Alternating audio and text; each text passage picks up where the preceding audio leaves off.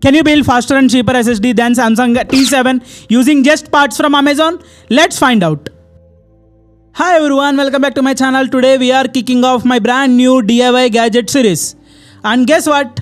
We are starting with something super useful and super fast. A custom high-speed SSD. First off, we need a beast of NVMe SSD. When choosing an NVMe SSD, I am looking at three things. Speed preferably 3000 Mbps or more. Type of NAND. I want something reliable like 3D SLC or MLC. If you don't know the difference between 3D SLC or MLC or different type of NANDs, I have made a separate video where I am explaining detailed description of how these 3D SLC and SLC and MLC, QLC, all other NANDs works. Go ahead and check that video. I will place that video link in the description, or else I will provide a notification over your I button. You can click this I button and then watch that video as well to know more about why I am choosing this 3D SLC or like MLC. And third thing is brand and warranty. Trusted brand like Orico or Samsung, WD, etc. Let's jump into Amazon and check out some options. Let me show you the prices of SSDs first. Samsung T7. This is what we are targeting, right? So, damn, it's almost 10,500. It's a good option to buy, but you can see it's very expensive. And there is no active cooling. There is passive thermal management using the Enclosure, but this actually it's not a bad choice. If you ask me, Samsung T7 is a good option. And if you want to shop this, like I will provide a description in the link below, so you can get it from there.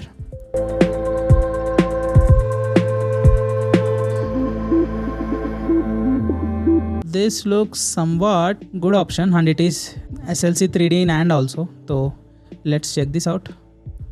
Actually, I checked and compared a lot, and after comparing a lot, I found this is the most suitable option for us.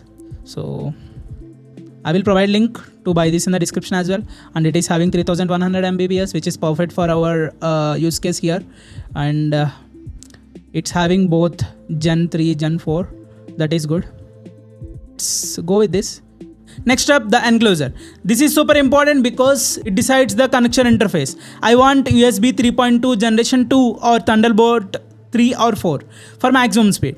Also, heat management matters, so I am checking for aluminum build and thermal pads. This is what I stuck my mind with actually, because this is having active cooling as well, and it's having LED indicator whether it's consistently using the SSD memory or not. We can define by looking at the LED. And then this is again cheaper, 3.2, only 10 Gbps, same speed, but it's not having any active cooling. This is also having active cooling and less price. Let's check this out as well. It's having active cooling, and it's saying the fan will just spin begins after 10 seconds of file copy has begun, which is not good. We need something smart which senses the temperature and then starts the active cooling, because I just don't want to drain my laptop battery just while copying files and all actually. So this is not a good option. So let's go back. Let's check out something. I would prefer this PI brand because this is Indian brand. So it's much better, reliable than cheaper knockoffs. So yeah, this is looking good for me. Let's check this out. So it's having smart fan. This is what I'm looking for when I say smart active cooling system.